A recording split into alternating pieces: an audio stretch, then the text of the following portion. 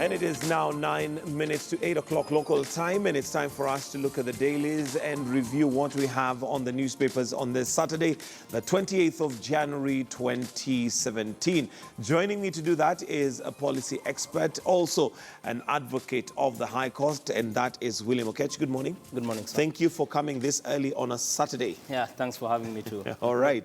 Yeah. So we'll just review some of the stories in the dailies, and of course we'll start off with the Standard, where we have the headline as KDF bloody battle, and yet another attack in Somalia on some bases which are being manned by KDF, amongst others. And well, another very sad state of affairs where we have conflicting figures for starters. According to the figures given by the government, it's nine Kenyans who may have been killed, but there are others who are saying there's 50. Oh, yes. As it happens, not only in Kenya, but the world over, in terms of military strategy and practice, intelligence is very key. And it's normally very difficult, especially where you are confronted with such battleground events and attack. It's normally very hard to know the concise number of victims or who have been injured, how many have perished.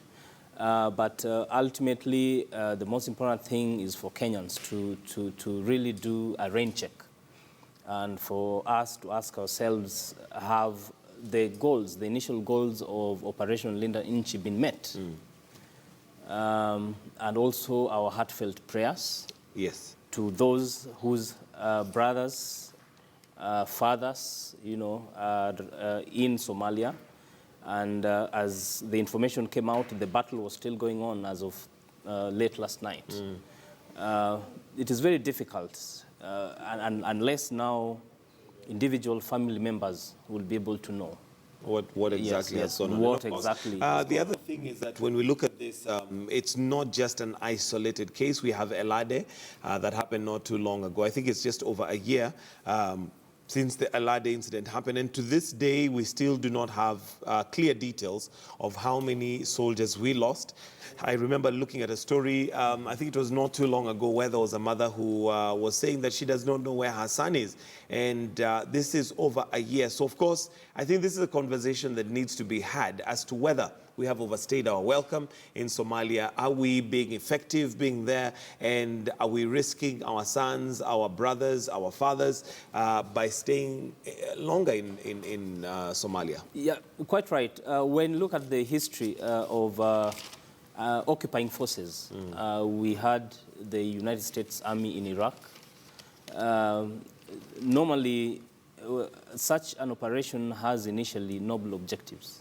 Like in our case, Operation Linda Inchi was to go and dismantle the terrorist cells that was within Somalia at that time. And that seemed to have worked initially. But then when you find that you go into this foreign country, you occupy it, you overstay, then you are bound now to be confronted with issues. You get mired in the local politics. You now have to ask yourself, is it worth it in terms of human lives, in terms of the cost, financial cost, and the burden to the economy right now? And really, I think it is high time the Kenyan government had an honest discussion on this. All right, and this actually happens to be the headlines on the other papers as well. 9 KDF dead, 15 hurt in Al-Shabaab battle. That's on the Saturday Nation. Then we've also got the Star that says many dead as Shabaab attack KDF in Somalia. So yeah, those are the headlines on the three dailies right there. But again, gallant heroes kill 70 Al-Shabaab. So it's also, I think, important to note that it's a war that they won, as it were, because they did kill 70 Al-Shabaab militants in this particular ambush, which looked like, from the details we have so far, as almost similar to El Ade. They had a truck that was filled with explosives, which possibly they wanted to drive into the camp, but of course they were stopped before they could do that. Oh yes, it was a copycat attack, and Al-Shabaab, as any other terrorist organization, relied on the surprise element. They attack you when you are least expecting. And of course, there's the issue of improvised explosives that are used, booby traps, mine traps. It is even said that the initial police officers who responded after the 2 explosions, some of them had been they were blown up by the mines, which were planted as booby traps. So I think also, and then someone once commented that just after the El Ade attack, when it was never sure how many died, but keen observers could see that days and months after that, when you are someone who had been traveling, you will realize a lot of military hearses, going up country, going to this. It shows you even the story of that woman who says still they have not recovered their son, or they don't know what happened to their son. They don't know what happened. The reason for this is because it is very hard to get credible information when it comes to military, because this touches on military intelligence, strategy. Even the recently passed Access to Information Act has several exclusions whereby information can be denied. And one of that is if that information is likely to affect military strategy. It can be denied on that grounds. That is why you'll see there's the variance. The government says we've lost 9 patriots.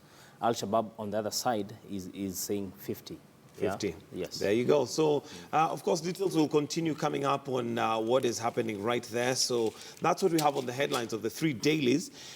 There's an inspiring story on page 3, which I'll not give you details of because I want you to get the paper, but it is about one girl who apparently almost went blind, but she beat all odds and still scored a very, very good mark. She scored an A, but find what the details are that she had to go through and how did she almost go blind, but at the same time managed to score an A. On a weekend, sometimes you want an inspiring story that will give you impetus. Sometimes over the week we go through so many things that are discouraging. So at least you get something that there is light at the end of the tunnel. Quite right, quite right. Such stories give hope because you find that not only people who have vision impairment, there are people who have hearing impairment, but then you find that they have to compete with fellow students who are more talented than them, using the same or less resources, the textbooks, all that. So I think for her to have overcome that and passed so well, it's an inspiring story. Dreams are valid. It's only hard work and commitment. Absolutely. Yeah. Now, let's look at page 4 and 5, and this is to do, or rather like a follow-up of the new Chief Justice. Basically has taken office and he gave some direction in terms of how he intends to have his term go. But interesting here that you may have missed it, but Kenya is at war with hustlers and petty offenders. What is this all about? Well, this one just shows you the realities of communities where we reside. You find that, for instance, Nairobi, which is the capital city of Kenya, you'll find that to a great extent there are many suburban areas, which is occupied by people who are either in the low class, talk of the so-called slums, talk of Dandora, talk of Kariobangi, talk of Mathare, Korogocho. You find that within those communities, there is a lot of communities from different parts of Kenya, forced by circumstances of life, search for jobs, search for opportunities, to live together as brothers. And in most times, you find that it's not a very easy undertaking. There's bound to be conflict between neighbors. So you find that a majority of these conflicts, most of them will happen in those low-class suburbs. Unlike the middle and upper-class areas where you find that people live in gated communities, you walk into your house, you stay with your family, the next morning you leave. So you have very less opportunities of clashing with your neighbors.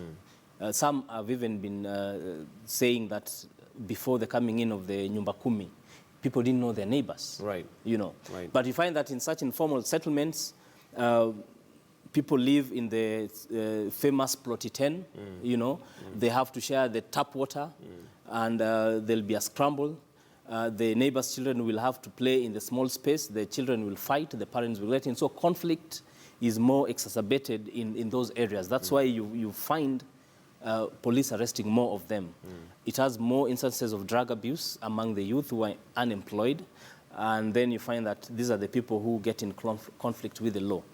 So the statistics are there. It is the petty offenders who clog our criminal justice system. But the Chief Justice is very clear that his vision is going to be pro-poor, okay? In terms of access to justice, in terms of opening up, you know, the criminal justice system to make sure that now there's a refocus.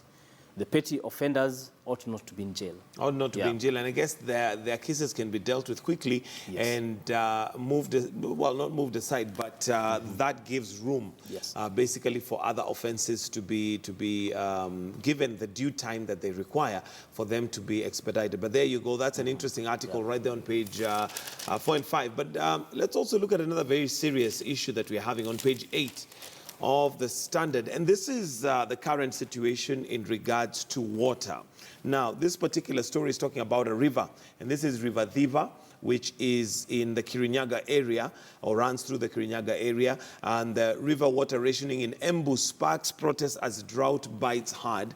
And this is to do with some farmers who are lower stream, and apparently because of diversion of the river upstream, there are some who are not getting the usual water that they would have. But of course, the bigger picture here is the fact that we have a drought. And according to the weatherman, it looks like it may continue for a while. Quite right. I think Kenyans have to accept that to a large extent, most of the development policies that we have adopted, we've not factored in the issue of sustainable development.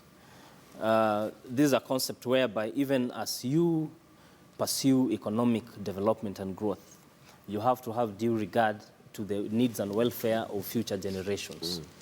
And this is what we'll call our children's children, okay? Because we inherited this globe from our forefathers. We owe future generations a debt to hand it over to them in a more better place. Right. So one problem which has aggravated the drought situation in Kenya is non-conservation of our water towers. A majority of them have been grabbed by private developers. And this, of course, has affected river flow, as you've seen there. And not only these rivers, the other time there's also the story on River Nyando, which has dried considerably. Water levels in Lake Victoria has dwindled over the years. So it is high time the agencies tasked with these duties, such as the Kenya Water Towers Agency, NIMA, the Ministry of Environment, I think they ought to wake up and crack the whip. We need to protect our water towers. We need to conserve our environment for future generations. And it's rather unfortunate because it looks like we keep getting into this quagmire every single time. It's like we don't have a plan. And I remember talking to one gentleman who is, I think he's Dutch, but he was saying the reason why we keep getting into one of these problems is because Africa is favored in terms of the weather. Yes. And as a result, it makes us careless. We don't plan for it.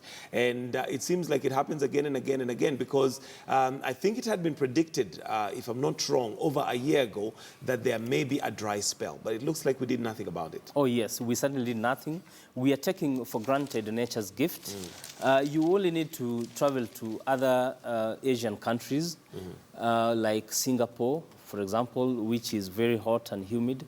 These people have set up artificial forests. They've never had the privilege of having a natural forest, but they've used technology to put up an artificial forest. Sometime back, there's an advert that runs in one of the radio stations where a child talks about an elephant, all right? And talks about that elephant as something which is already extinct. Right. That is the reality which we are faced with. Time will come when, if this goes on unabated, we'll only talk about lions, about elephants as things which used to be. As though it's just like we talk about dinosaurs. Dinosaurs. All we see is movies and which basically capture our imagination of what we think dinosaurs looked like. And yeah, now that you talk about extinction, it was also worrying to see that even the lions are actually at risk of becoming extinct. But I guess as humanity, we seem to have eaten ourselves to a point where we may actually be extinct with time at the rate at which we are going. Oh, yes. All right, now let's also finally look at Eve Woman. That is a pull-out magazine that you have in the Standard. So please get yourself a copy of the Weekend Standard, or rather the Saturday Standard. And what I find interesting in this particular pull-out magazine is a story of somebody who says, I rarely leave home, but I make money. Quite right. And of course, one would be left wondering, how do you make that money? Because, you know, there are various ways of making money without leaving home.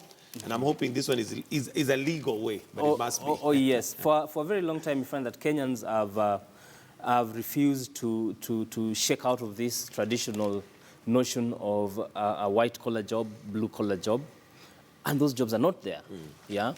I think right now where the world is headed, when you look at the US tech companies, India, Singapore, China, where the world is headed is entrepreneurship, all right? Whereby you do not sit or say that I'm going to look for this job, you create it for yourself. And some of these stay-at-home jobs, which rake in volumes. Volumes, absolutely. Volumes in revenues. They've got to do with applications, on mobile phones. They've got to do with online telemarketing. You know, all that you need is an internet connection. You need a network of several friends to market this product. So I think all that the young, especially our Kenyan youth, the large number of graduates who are churned out of our universities every year, they just need to innovate and say that if you don't do it for yourself, then no one is going to do it for you. Jobs are not there. Absolutely. Yeah. Well, finally, on a lighter note, there's also an article there as to whether men should dictate what their wife should wear. So, I don't know if you would dictate. Would you dictate what your wife should wear?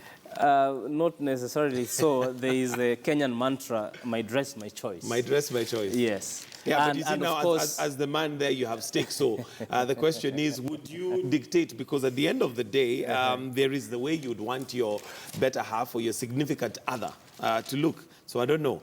Oh, yeah, I think this is a topic that calls for quite big understanding between a couple. Because as it is, every Kenyan is granted by the Constitution the freedom to dress as they wish, so long as, of course, within the confines of public decency. All right, but as someone who, for example, your partner, of course, you'll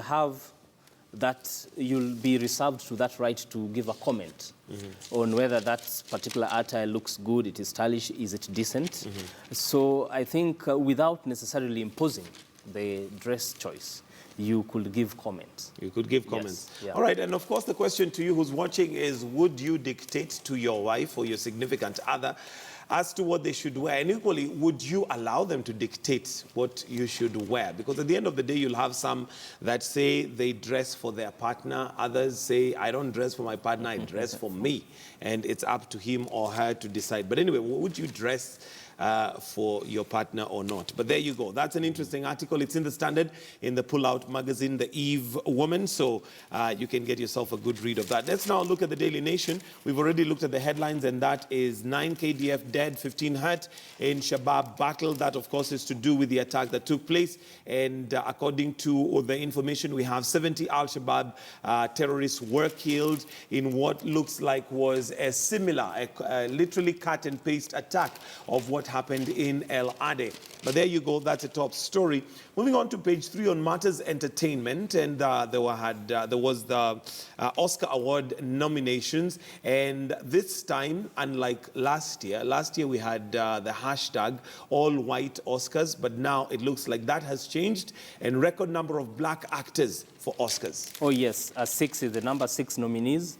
Denzel Washington, Ruth Negga, who is half Ethiopian, among the 6. Of course, there was the hula baloo last year about it being an all-white affair.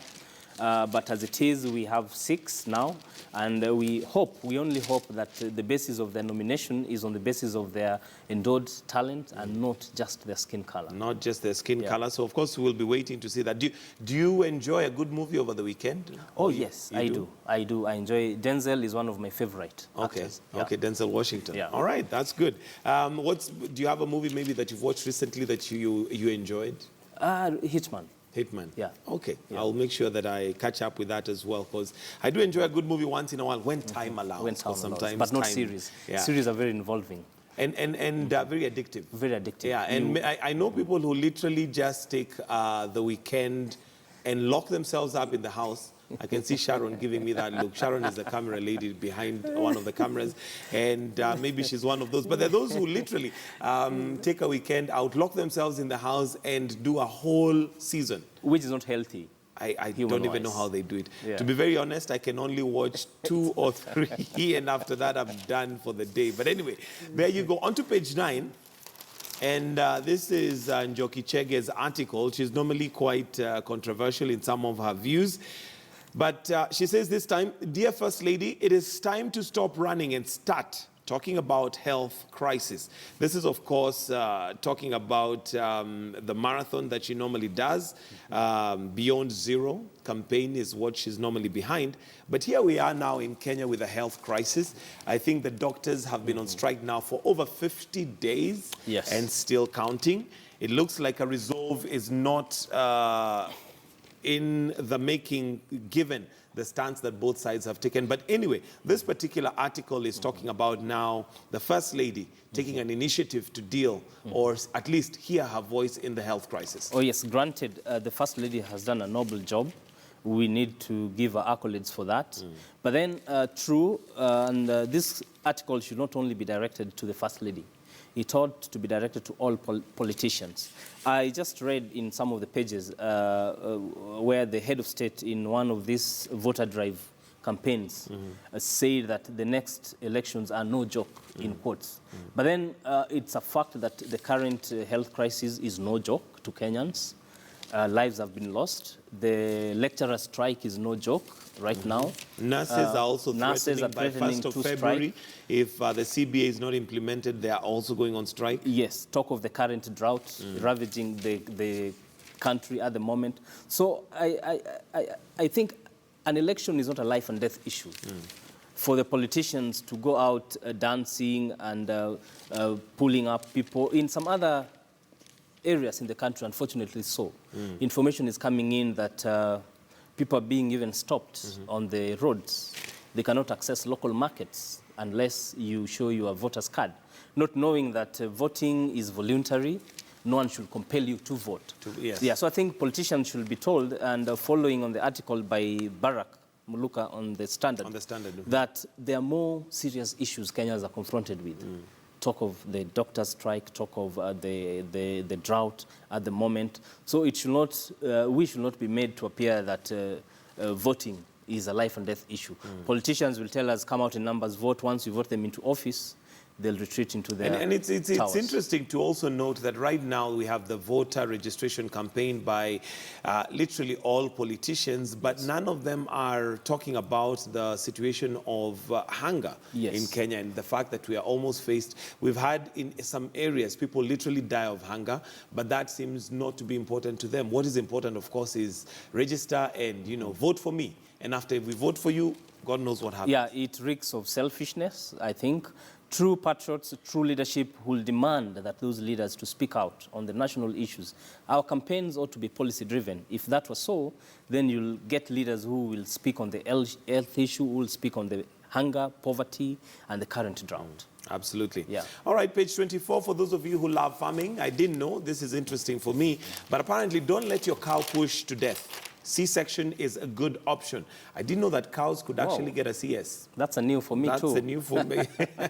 So apparently they can get a C-section. I'm not sure how that happens, but yeah, in case you're a farmer who's into cows and breeding, according to this article, it'd be a good, interesting one for you to get. Don't let your cow push to death. You can actually consider C-section. Then we also have Pull Out Magazine in the Nation as well. It's job loss season in Kenya. Employees and their employers discuss the ghost of retrenchment that haunts us all. And it's such an uncomfortable environment to work in when you're never sure when your employer is going to pull the plug and say, you know what, we need to restructure and cut down. Oh yes, I think this has been going on for quite a while in the media. Some media outlets have laid down some of their stuff. It has happened with the Chumi. They've been restructuring. It's happening with KQ. So I think it's a really difficult time for those people who have to start all over again.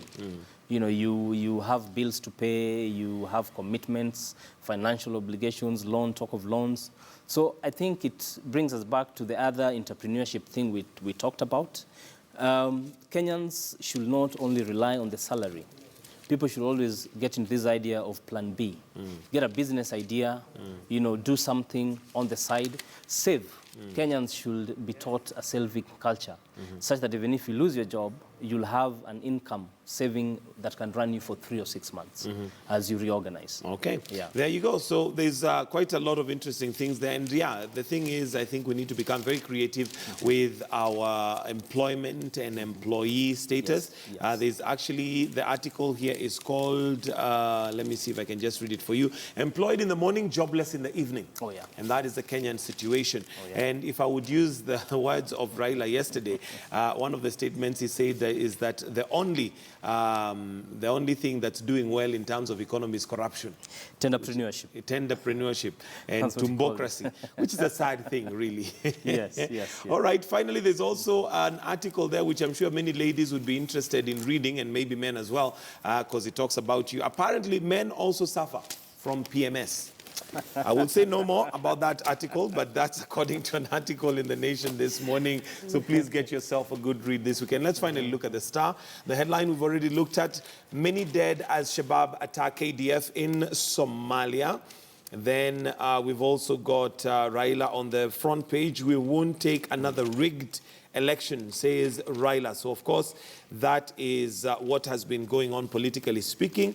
On page 3, you've got a good picture of the new, I don't know what to call him, because really, hero is not the word, but this is a gentleman who right now is being called Chuck Norris, yes. The one who hung on the opposition leader Raila Odinga's helicopter as he was taking off from Meru, which is a very sad thing. I know in Kenya we probably make a joke and light of it, but it could end up getting us in a lot of trouble. Yeah, it's very serious. Someone may take it as a theatric, but then it shows you the level of frustration some people may have. As his story was, he wanted some attention so that he gets out of poverty, but the law will take its own course. He's been charged with attempted suicide, which is really sad. And you see, the problem is that he's not just putting himself at risk, but also many other Kenyans. For instance, if he fell off at that point, he could end up hitting somebody and killing somebody else. Both of them would die. Or he could also put at risk the pilot and all those who are in the helicopter, because it is not a weight, I'm sure, then they're not, they don't know what's the end. I mean, it could just end up playing out differently. Yes. So Kenyans, tafadhali, stop the theatrics. As much as it may look funny, it is not. So there you go. That's what we have for you on the dailies this morning. And yeah, I think we'll end our newspaper review right about there. So we'll take a short break right here on Weekend Express, and we will be right back with more news and also some more interesting stuff right here on Weekend Express. Don't go away.